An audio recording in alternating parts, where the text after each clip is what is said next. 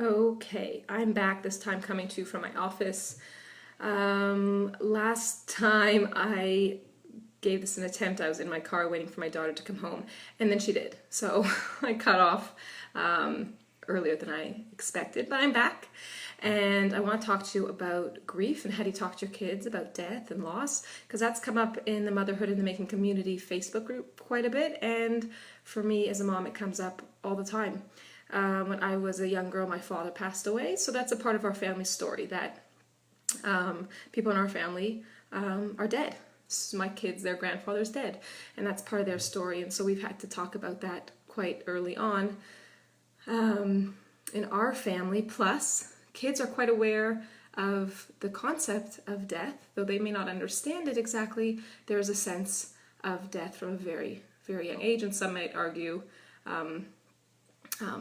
very, very early on. In fact, when you think about the way we operate in this world as members of the animal kingdom, we are wired to survive. So the opposite of survival is death. So on a very, very instinctual level, we are wired to survive. And then on an unconscious level, we have an awareness of death. At an age, kids around 6 years old, kids start to realize that it's real. That's not fantasy and it's not in their imagination, but that death is in fact real and there is in fact an end, and people go and they don't come back. Furthermore, kids are always experiencing a sense of loss.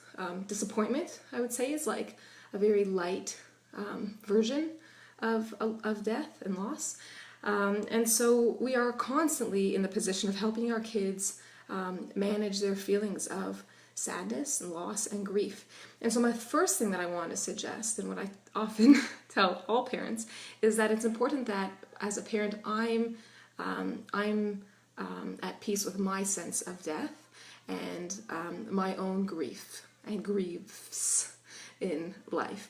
So that means that my kids' encounter with death and grief and loss doesn't scare me. It doesn't scare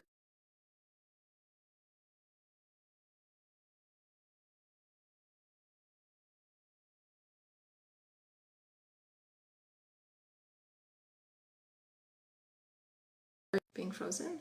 I wonder if that'll come through.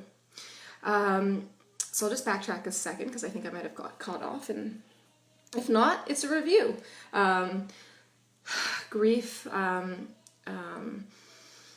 Grief is a hard subject for a lot of us individuals as adults, and so when our kids encounter death and loss, it can be quite scary for us. So the first thing you want to do as a parent is make sure that you're at peace with it. Now that doesn't mean that you're at a stage of acceptance within your grief, but that you accept that grief is a normal part of life. And what I mean by acceptance within the stages of grief, grief as suggested by Dr. Kubler-Ross has 5 steps: denial, anger, bargaining, depression, and acceptance. I'm very pleased with myself that I remember all that. And that is the process of grief. So grief is not just one experience, it's a multitude of experiences. And sometimes you experience them in order, and sometimes they're out of order, and sometimes they're all at once. And so it's quite complex and quite heavy.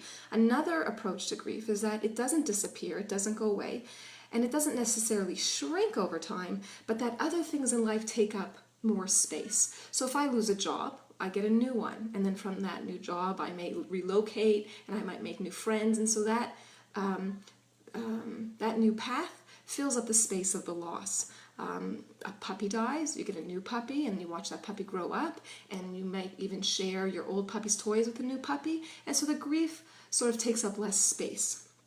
So those are ideas around grief, which I share with you so that you understand your own grief a little bit better. And if you need help with your own grief, then I encourage you to reach out and get some help. Why? Because in all traditions, among all ethnic groups, nobody grieves alone. When you look at some cultures celebrate at a death, some, with drink and song, and some are quite mourn quite solemnly. Well, every culture you look at, I'm thinking of like the Maori in New Zealand, and I'm thinking about the Jewish Shiva, and I'm thinking about the Irish, and I'm thinking about all of the cultures that I've come across and the way that they mourn.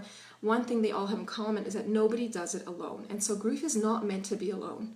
Which brings me to my next point. When you are with your children in their grief, You're with them. And the message there is, whatever comes up for you, you're not alone. I'm here with you. That is the essence of the grieving period, is that we're not alone. And the mourning period and the group mourning is that you don't have to do it alone, that someone else can hold it with you. For kids, it can be quite confusing, and it doesn't necessarily make sense. Now, it doesn't. In many cases, it doesn't make sense. Death doesn't make sense. In fact, it's a mystery to us, and that's what makes it so scary. So it's important that we can sit comfortably in our discomfort, which is the third tip, a little bit tied into the first. In general, helping your kids manage emotions is being there with them. And when we think about talking to our kids about grief, there's less talking and actually more listening. Like any good conversation, you want to listen more than you speak. So when you think about talking to your kids about grief, don't talk, listen. Make the space for them to ask their questions. Invite them if they have any questions. And it's okay if we don't have the answers. I don't know. It's a really hard one. I'm not sure. That's a hard one to sit with. We don't need to know the answers, and let's not get, and I encourage you not to be scared by not knowing the answers, but that we're helping guide our children through the process of being with something we don't know. So those are 3 ideas that I want to share with you: getting in touch with your own grief and being okay and accepting of your own grief, even if you're not at the stage of acceptance of it. Not being scared of your kids' grief, giving them space to feel it and being there for them. Whatever they experience, just staying there with them. And I